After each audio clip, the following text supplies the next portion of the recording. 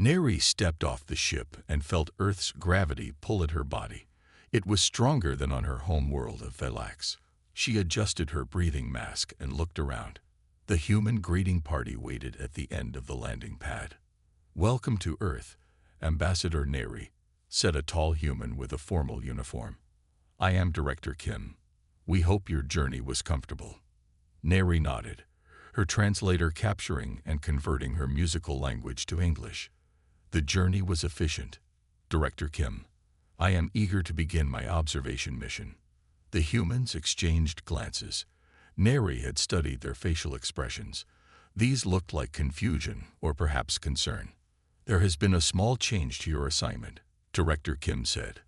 "The diplomatic corps believes you would benefit from experiencing ordinary human life rather than only meeting officials." Neri's skin rippled slightly, the Valaxian equivalent of a frown. Changes were inefficient. Her mission parameters had been clear. Assess human military capabilities and resource management strategies. "What do you propose?" she asked. "You'll be stationed at Yellowstone National Park, one of our most treasured natural preserves. You'll work alongside Ranger Hyun, who will show you how humans interact with nature." Neri processed this information. A nature preserve seemed an odd choice for gathering strategic intelligence, but perhaps humans conducted weapons tests in these areas. "I accept this assignment," she said. 3 days later, Neri stood beside Ranger Hyun at the entrance to Yellowstone. Her diplomatic training had prepared her for human reaction to her appearance. Her blue-tinted skin and large iridescent eyes typically caused surprise or fear in species encountering Valaxians for the first time. Hyun, however, merely offered his hand. "Welcome to Yellowstone. I hope we'll work well together." Neri hesitated before taking his hand. Physical contact was rare on Valax. "I appreciate the opportunity to observe human conservation methods," she said formally. Hyun smiled. "You'll see plenty of that. But first, let's get you settled in your quarters." The ranger cabin was small but functional. Neri approved of its efficiency, though she noted the presence of decorative items that served no practical purpose. Framed images of landscapes, small carved animals, and plants growing in containers. "Why do you keep non-functional items in your living space?" she asked. Hyun looked around as if seeing the room for the first time. "You mean the photos and things? They make the place feel like home." "Home," Neri repeated. "This is not your permanent dwelling." "No, but while I'm here, it's my home. The personal touches help me feel comfortable." Neri made a mental note. Humans required emotional comfort even in temporary settings. This seemed inefficient but potentially useful information. Their first patrol began early the next morning. Neri wore the ranger uniform provided to her, though it had required modifications for her taller, slimmer frame. They traveled in an electric vehicle along winding roads. "Yellowstone sits on top of a massive supervolcano," Hyun explained. "That's why we have so many geothermal features like geysers and hot springs." Neri perked up. "You built a settlement on an active volcanic system for geothermal energy harvest." Hyun laughed. "No, we don't harness the energy. We preserve it. People come here to see the natural wonders, not to use them." This made no logical sense to Neri. On Velax, every natural resource was carefully measured and extracted for maximum efficiency. The concept of preserving resources without using them was alien. Their vehicle stopped at a large open area where steam rose from the ground. Dozens of humans stood around, pointing and taking pictures. "This is Old Faithful," Hyun said. "It's a geyser that erupts approximately every 90 minutes. We're just in time." Neri watched as water suddenly shot up from the ground, reaching impressive heights. The human tourists cheered and captured images with their devices. "What is the purpose of this display?" she asked. "Purpose? It's just beautiful," Hyun said. "People travel from all over the world to see it.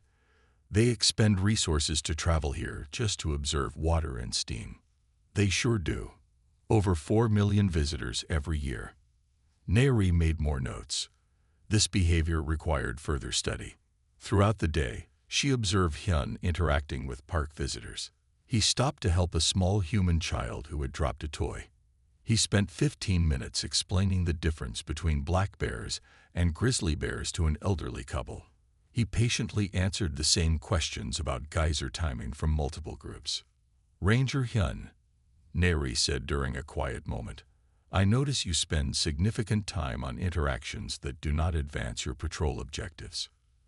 Hyun looked puzzled. "Helping visitors is part of my job. But you could create an information display that answers common questions. It would be more efficient. We have displays and websites, but people still like personal connections. Besides, I enjoy talking with visitors." Neri struggled to understand. On Velax, all interactions had clear purposes and expected outcomes. The concept of talking to strangers for enjoyment was foreign. As evening approached, they encountered a female human crying beside the path. Hyun immediately stopped their vehicle. "What's wrong?" he asked the woman. "I lost my wedding ring," she sobbed.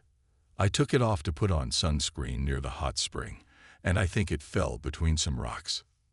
Neri expected Hyun to direct the woman to the lost and found office, or perhaps suggest she purchase a replacement ring. Instead, he grabbed a flashlight. "Let's go look for it," he said. "Where exactly were you sitting?" For the next 45 minutes, Hyun crawled around rocks, shining his light into crevices while Neri watched in confusion. Finally, a triumphant shout. "Found it." He held up a small metal circle. The woman's reaction was extreme. She cried again, hugged Hyun tightly, and thanked him repeatedly. Neri found the emotional display fascinating.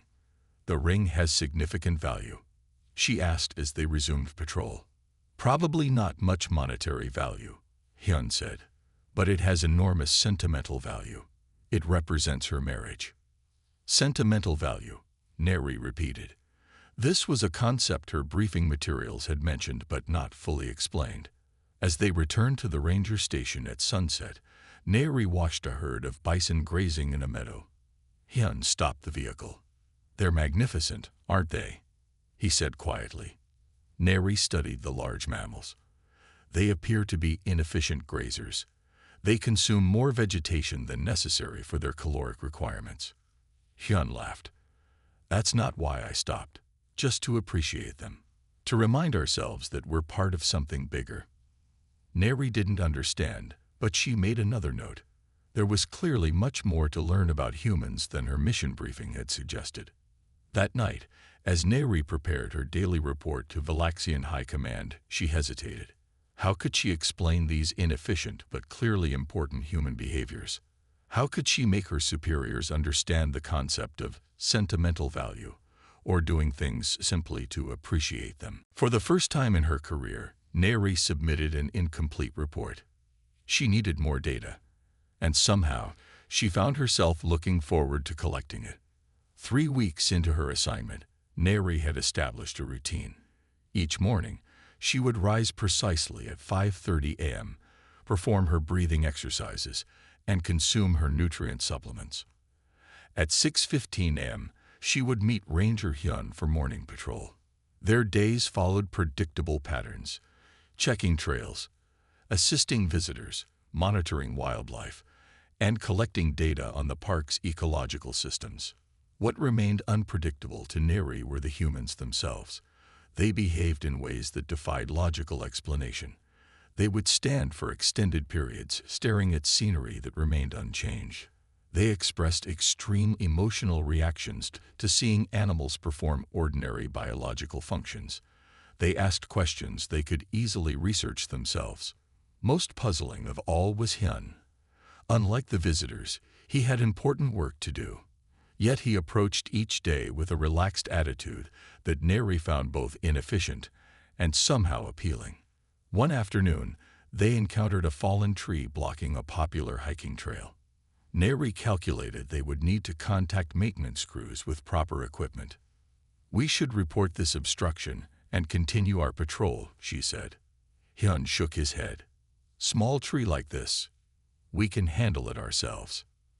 For the next hour, They worked together to drag the tree off the path. The manual labor was unnecessary from Neri's perspective. Surely there were more efficient solutions, but she found herself enjoying the physical exertion and the satisfaction when they finally cleared the path. "Good teamwork," Hyun said, offering his hand for what humans called the high five. Neri hesitated, then carefully tapped her palm against his. The task could have been completed 43.7% more efficiently with proper equipment. Hyun laughed. "But we were already here, and now it's done. Sometimes the direct approach is best." These small lessons accumulated daily, challenging Neri's Valaxian training. She found herself thinking about human behaviors even during her personal time. But the greatest mystery to Neri was what Hyun did every evening. After dinner at the Rangers' communal dining hall, while other Rangers socialized or retired to their quarters, Hyun would walk to a small wooden structure at the edge of the compound. He would enter and remain there for approximately 97 minutes each night before returning to his cabin. Neri's natural Valaxian curiosity had been intensified by her diplomatic training. Understanding patterns was crucial to her mission. Yet she hesitated to ask directly about this ritual. Something about the privacy of it seemed important. On the 23rd day of her assignment, during an afternoon water sampling mission at a remote stream, Hyun asked a question that caught Neri off guard. "You've been watching me go to my workshop every night. Aren't you curious what I do there?" Neri's skin flushed a deeper blue, the Valaxian equivalent of a blush. "I did notice a pattern to your evening activities. I assumed it was a private matter." Hyun smiled. "It's just my hobby. Nothing secret." He paused, then added, "Would you like to see?"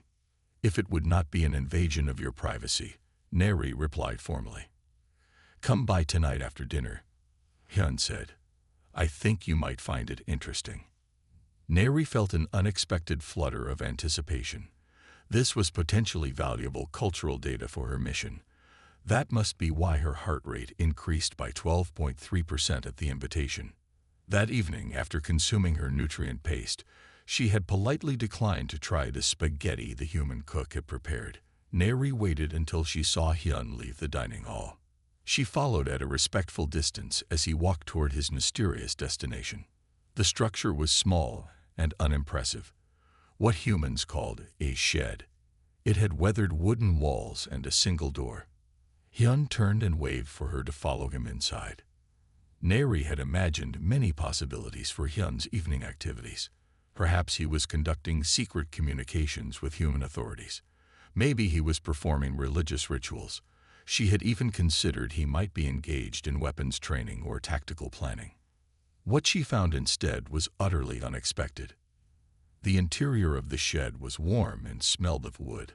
A small electric lamp cast a soft yellow light over a workbench. Shelves lined the walls, displaying dozens of small carved animals: bears, wolves, eagles, and bison. Wood shavings covered the floor, and various tools hung on pegs. Hyun gestured around. "This is my workshop." Neri stepped carefully into the space, examining the carved figures. They varied in quality, some rough and basic, others detailed and lifelike. "You create replicas of wildlife?" she asked, confused by the primitive technology. "It's called whittling," Hyun explained, picking up a block of wood and a small knife. "My grandfather taught me when I was a kid." Neri picked up one of the figures, a small owl with detailed feathers. "What function do these serve?" "Function?" Hyun laughed softly. "They don't really have a function. Sometimes I give them to visitors as special souvenirs, especially kids. Mostly I just make them because I enjoy it." Neri struggled to understand. "You spend 97 minutes each evening creating non-functional objects by hand when fabrication technology exists that could produce perfect replicas in seconds." "That's missing the point entirely," Hyun said without offense. He sat on a stool and began slicing thin curls from a block of pine. "It's not about having the finished product. It's about the process." "The process is inefficient," Neri observed. "Exactly," Hyun agreed. "That's part of what makes it valuable." Neri's confusion must have shown on her face because Hyun put down his tools and tried again. Look, all day I deal with regulations and responsibilities.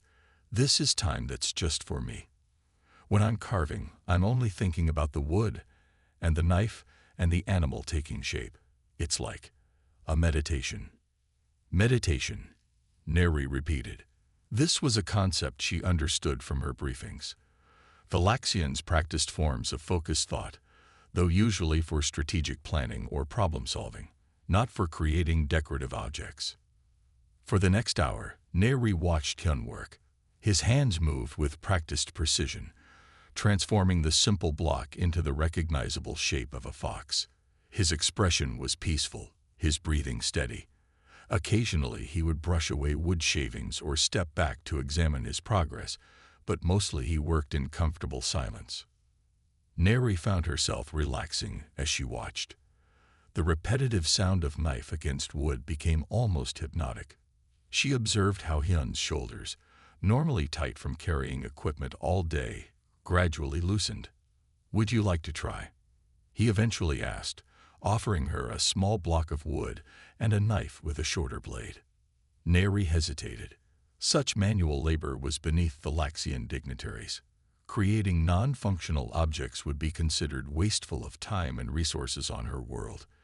Yet something about Hyun's peaceful expression made her reach for the tools.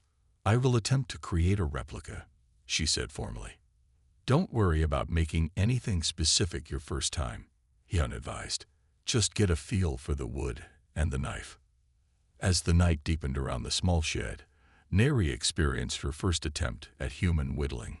Her long fingers felt clumsy around the unfamiliar tools. The wood didn't behave as she expected, splitting where she meant to create smooth curves. But as she struggled with the simple task, she began to understand something about humans that had eluded her before. There was value in this inefficiency that she couldn't yet name but could somehow feel. And when she looked up to find Hyun smiling encouragingly at her shapeless creation, Neri felt a strange warmth that had nothing to do with the temperature of the workshop. "Would you like to try?" Hyun asked, offering Neri a piece of wood and a spare knife. Neri hesitated. Such manual labor was beneath the Valaxian dignitaries. On her world, creating objects by hand was work for the lower classes. Those of her status used their minds for strategy and leadership, not their hands for craft. "I am uncertain if my skills would be adequate," she said carefully. "Everyone starts somewhere," Hyun said with a smile. "My first carving looked like a potato with legs. My grandfather kept it anyway." Something about his patient expression made Neri reach for the tools. The small knife felt strange in her long blue fingers. The wood block was surprisingly heavy. "Begin with simple cuts, away from your body," Hyun instructed, demonstrating the proper grip. "Let the knife do the work. Don't force it." Neri attempted to copy his movements. Her first cut went too deep, sending a large chunk of wood flying across the workshop. Her second barely scratched the surface. "I am not calibrated for this task," she said with frustration. "Try again," Hyun encouraged. "Feel the grain of the wood. It wants to split in certain directions." Neri frowned. Wood does not want anything. It is a non-sentient material. Hyun laughed. "It's just an expression. But materials do have properties that guide how they should be worked with." For the next hour, Neri struggled with the unfamiliar task. Her diplomatic training hadn't prepared her for practical skills. Her slender fingers, perfect for operating Valaxian technology, struggled with the crude tool. Wood chips flew everywhere, and her creation started to resemble nothing in particular. "Perhaps I should observe further before attempting this craft," she suggested, ready to give up. "You're doing fine," Hyun said. "Whittling isn't about quick results. Sometimes you have to sit with the frustration." Neri's patience finally reached its limit. "Stop, you do this every night," she exclaimed. "This is inefficient and imprecise. Why not use fabrication technology? On Velax, we would program a molecular assembler and produce perfect replicas in seconds." Hyun didn't seem offended by her outburst. He put down his own carving, a nearly complete bear, and leaned forward. "That's not the point," he said quietly. "It's not about efficiency." "Then what is it about?" Neri demanded. "Connection," Hyun answered simply. "Connection to the material, to the animal I'm trying to honor, to the tradition of those who taught me, to myself." Neri stared at him, trying to understand. Connection is an imprecise concept. "Maybe that's why it's important," Hyun suggested. "Not everything valuable can be measured precisely." He picked up his own carving again and continued working, giving Neri space to think. She looked down at the misshapen lump of wood in her hands. By any objective standard, it was a failure. Yet Hyun didn't seem disappointed or critical. "On Valax," she said after a while, "we are taught from early development that efficiency is the highest virtue. To intentionally choose an inefficient method would be considered irrational." Hyun nodded. "Different cultures value different things. Humans used to be more focused on efficiency too. The Industrial Revolution, mass production. We thought machines making identical things faster was always better." "A logical conclusion," Neri agreed. "Yes, but we lost something too. Handcrafted items have variations, imperfections.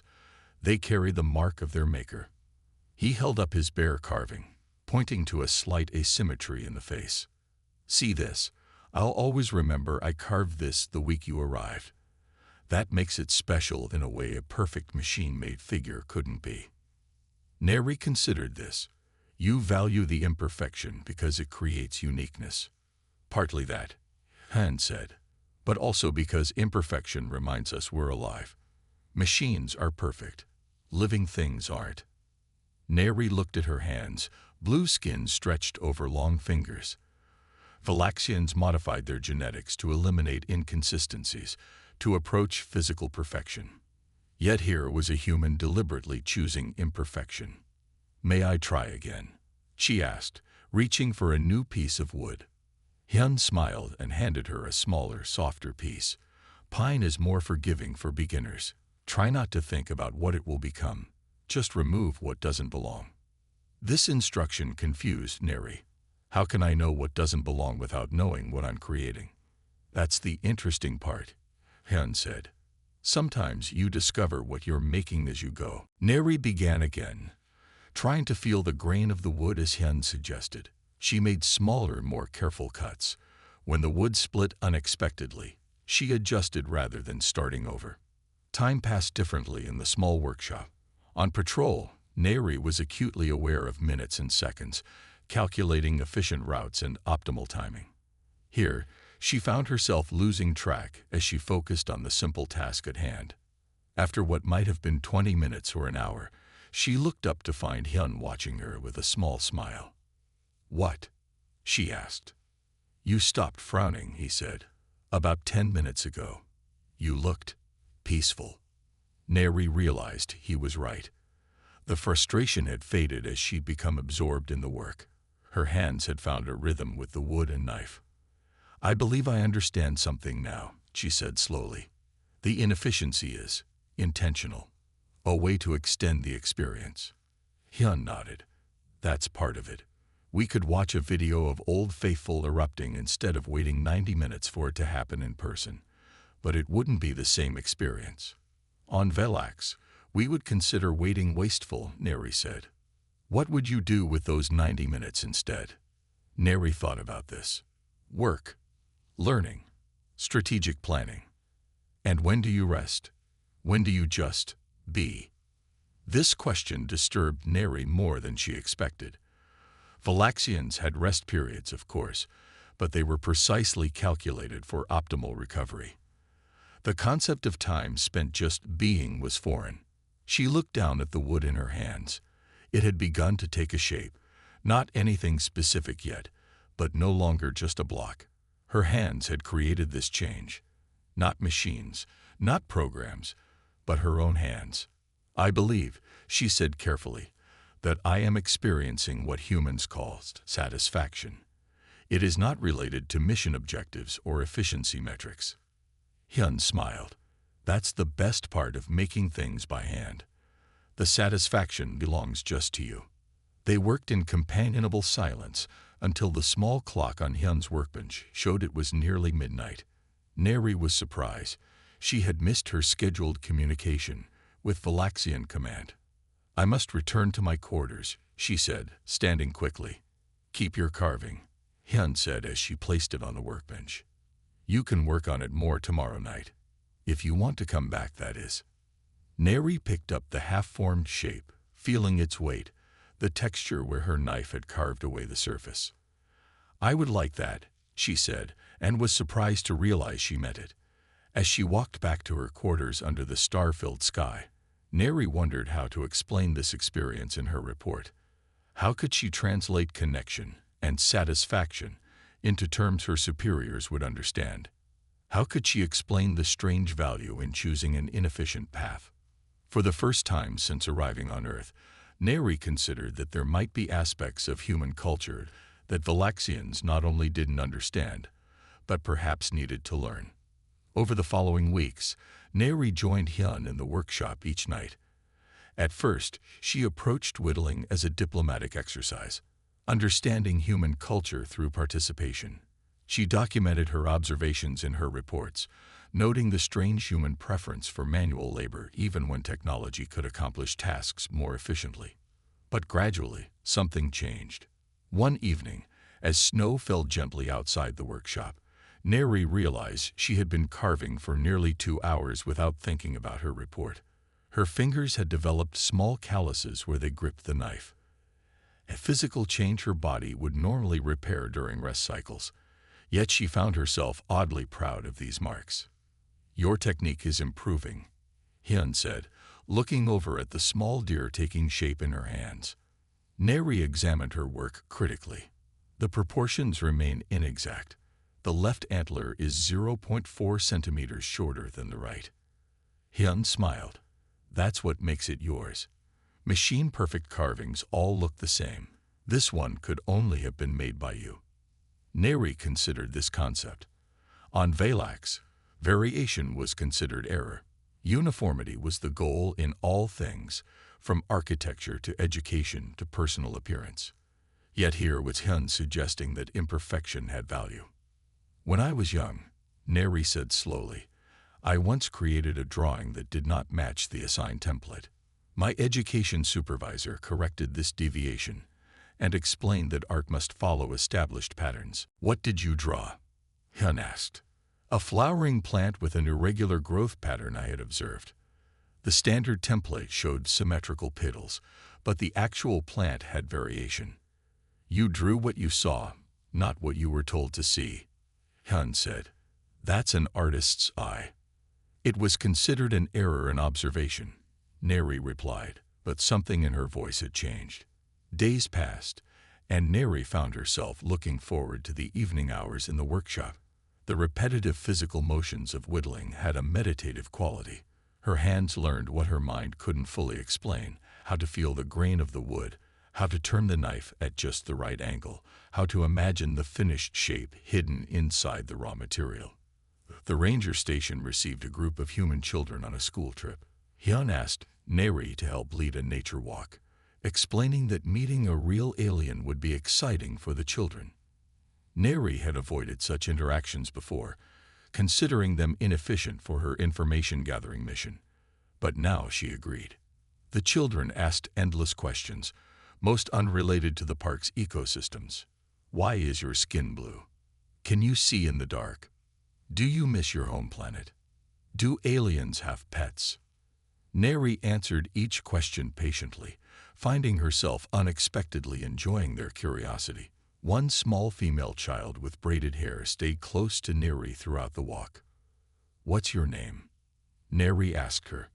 "Min," the child answered quietly. "I like how your eyes shine." At the end of the walk, Neri found herself reaching into her pocket and pulling out one of her carvings, a small owl she had completed the night before. "Would you like to have this, Min?" she asked. The child's face transformed with delight. She held the wooden owl as if it were made of precious gems. "Thank you. I'll keep it forever." As the children boarded their transport to leave, Neri felt a strange sensation in her chest, a warmth that had nothing to do with biology or weather. "You just made that little girl's year," Hen said as they walked back to the ranger station. "The carving is imperfect," Neri noted. "The right wing is disproportionately small. But you made it with your own hands. That makes it special." Hyun looked at her curiously. "Why did you give it to her?" Neri considered the question. Her interest seemed genuine, and I found I wanted her to have something to remember our interaction. "That's what we call generosity," Hyun said, "giving without expecting anything in return." "An inefficient exchange paradigm," Neri said, but she was smiling, a human expression she had begun adopting unconsciously. That night, as she worked on a new carving, a thunderstorm rolled across the park. Lightning illuminated the workshop windows, and rain drummed on the roof. Neri found the sound soothing as she shaped a piece of cedar into a bison. "Nearly done," Hen commented, looking over at her work. "You've got a real talent for this." Neri was about to dismiss the compliment when she realized something alarming. She had not filed her required daily report to Valaxian High Command. This was the third time this week she had forgotten this essential task. More shocking than this oversight was the fact that she didn't care. The realization startled her. She put down her carving tools and stared at her hands. What was happening to her? She had been selected for this mission because of her perfect record of compliance and attention to protocol. "Hyun," she said quietly, "I believe I'm experiencing what humans call enjoyment. This activity serves no objective purpose for my mission. Yet I find myself fulfilled by it." Hyun looked up from his own carving, a detailed eagle in flight. "That sounds like a good thing to me." "It is concerning," Neri admitted. "I have neglected my duties. I have failed to file reports. I have begun to question the necessity of efficiency." "Maybe efficiency isn't always the most important thing," Hyun suggested. "Sometimes the scenic route is better than the direct path." Neri thought about this. Her people had eliminated the concept of scenic routes generations ago. All Valaxian transportation was designed for maximum efficiency. Direct paths, optimal speeds, no wasted motion or energy. "That's the thing about humans that confuses other species," Hyun continued when Neri remained silent. "We've never lost our connection to imperfection, to unstructured time, to doing things simply because they bring us joy." "Joy," Neri repeated, testing the word. "This is a concept we have no direct translation for in my language." "Really? What do Valaxians do for fun?" Neri opened her mouth to answer, then closed it again. Fun was not a concept in Valaxian culture. There were approved recreational activities, carefully designed to improve physical condition or mental acuity, but nothing done simply for joy. "We optimize," she finally said. "We seek perfect efficiency in all things." "That sounds exhausting," Hyun said gently. Neri looked at her half-finished bison carving. "On my world, this would be considered a waste of resources." "And on mine," Hyun said, "it might be considered one of the most important things you could do with your time." Neri picked up her knife again, feeling its weight, the worn handle that had begun to shape itself to her grip. She made a careful cut along the bison's back, revealing the curve of muscle beneath the rough surface. "I think," she said slowly, "that I am changing in ways I did not anticipate when I came to Earth." Hyun nodded. "That's what happens when you truly experience another culture, not just observe it." Later that night, alone in her quarters, Neri sat before her communication terminal. She should file her overdue reports. She should explain her recent lapses in protocol. She should request guidance from her superiors about these strange new thoughts and feelings. Instead, she picked up her wooden bison and turned it in her hands, feeling the weight of it, the texture of the grain, the places where her knife had revealed what was hidden inside the raw material. For the first time in her life, Neri found herself questioning not just human priorities, but Valaxian ones as well.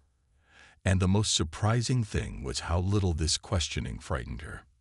She placed the bison on her window ledge, where moonlight cast its shadow across her desk. Then she turned off her communication terminal without sending any messages. There would be consequences for this decision. But tonight, Neri found she could accept them.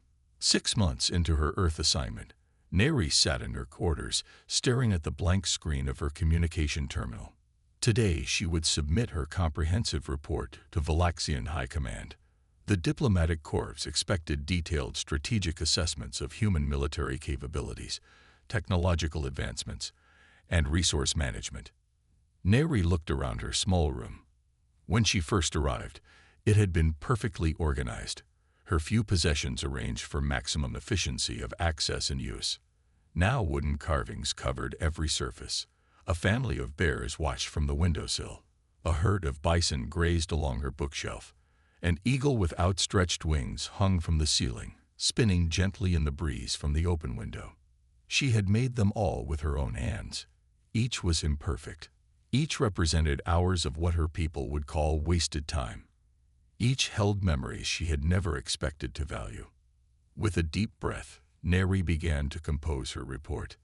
To the Valaxian High Command, Office of Interplanetary Relations. As requested, I submit my comprehensive assessment of human civilization based on 6 months of direct observation and interaction. She paused, her blue fingers hovering over the input device. The standard report format required her to begin with military capabilities, follow with technological assessment, and conclude with resource management strategies. Any personal observations were to be limited to an appendix, if included at all. Neri deleted the formal opening and started again. Humans represent no threat to Valaxian interests. There. That was the security assessment completed in 7 words instead of 700 pages. Their seeming inefficiency is, in fact, their greatest strength. Neri knew this statement would confuse and possibly anger her superiors. Valaxian society had been built on the principle that efficiency was the highest virtue. Their entire civilization was organized to eliminate waste of time, of resources, of energy, of thought. Yet she continued typing. While our civilization has optimized production and eliminated imperfection, humans embrace imperfection as part of their identity. They allocate significant resources to activities with no measurable output. Yet this practice creates resilience, innovation, and a quality of experience our society has sacrificed. Neri attached images of her carved animals, arranged alongside Hyun's more skilled creations. She included photographs of Yellowstone's geothermal features, its wildlife, and visitors experiencing these natural wonders. She added recordings of human music, samples of their art, and excerpts from their poetry. Then she typed her final recommendation. I recommend extensive cultural exchange rather than strategic alliance. Humans have something to teach us that we have forgotten, the value of doing things not because they are useful, but because they connect us to ourselves and others. Neri knew this report would end her diplomatic career. She might even face re-education upon her return to Valax. The thought should have terrified her, but instead she felt a strange calm. She reached for a small wooden fox on her desk, her finest creation yet. She had spent 23 evenings working on it, carefully shaping each curve, each detail. When she showed it to Hyun, he had smiled and said, "You found your style." Neri attached a final note to her report. This carved fox is worth more than its component parts. Its value cannot be measured by standard Valaxian metrics, yet it may be the most important outcome of my mission to Earth. I submit it as evidence that efficiency is not the only path to meaning. With a decisive gesture, Neri transmitted the report. Then she closed her terminal and walked to the window. Outside, Yellowstone stretched in all directions, wild, inefficient, perfect in its imperfection. A knock at her door interrupted her thoughts. Hyun stood there, holding his backpack. "Ready for patrol?" he asked. "I have just submitted my final report to Valaxian High Command," Neri told him. Han's expression grew concerned. "Does that mean you're leaving soon?" I expect they will recall me immediately upon receiving my assessment, Neri admitted. I did not provide the information they requested. What did you tell them? The truth, Neri said simply. That humans have shown me a different way of experiencing existence. That there is value in imperfection, in doing things by hand, in taking the scenic route. Hyun smiled. How do you think they'll react? Poorly, Neri said with unexpected humor in her voice. But perhaps some will understand. Perhaps some have secretly carved wooden animals in the privacy of their quarters. Hyun laughed. Rebellious Phylaxians with whittling habits. You think that's likely? It is statistically improbable, Neri admitted. But I have learned that improbable things happen with surprising frequency on Earth. They walked together toward the trailhead for morning patrol. The sun was rising over the mountains, painting the sky in colors that Neri would once have considered excessive. Now she appreciated the inefficient beauty of each unique sunrise. Will you miss Earth when you go back? Hyun asked as they walked. Neri considered the question. I will miss the feeling of carving wood. I will miss the satisfaction of creating something imperfect but meaningful. I will miss. She hesitated, then added, I will miss our conversations in the workshop. You could stay, Hyun suggested casually, not looking at her. Stay. Neri stopped walking. That is not an option for a Valaxian diplomat. Why not? Earth welcomes immigrants from all worlds. You could apply for residency status. We could use another ranger who knows how to carve really nice foxes. The idea was so unexpected that Neri had no protocol for responding. Stay on Earth. Become a park ranger. Continue carving animals by hand each evening. It was inefficient. It was illogical.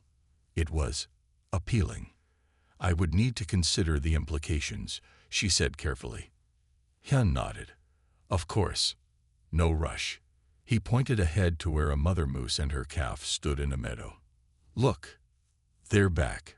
Same pair we saw last week. They stopped to watch the moose. The mother grazed while the calf explored, testing its gangly legs. Neri found herself unconsciously reaching for her carving knife, wanting to capture the scene in wood. I believe, she said quietly, that I would like to stay long enough to carve that moose and her calf. Hyun smiled. That's a good start. 3 days later, Neri received a response from Valaxian High Command. It was brief and formal, recalling her immediately for comprehensive debriefing and reassessment. As she packed her few belongings, Neri carefully wrapped each of her carvings. They would be considered contraband on Valax, evidence of inefficient time use. She should leave them behind. Instead, she packed them all, especially the fox, her finest work. Whatever consequences awaited her on Valax, she would face them.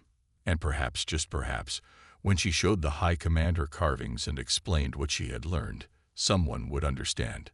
Someone would see that the most valuable things cannot always be measured by efficiency. Someone would reach for a piece of wood and a knife and discover what humans had never forgotten.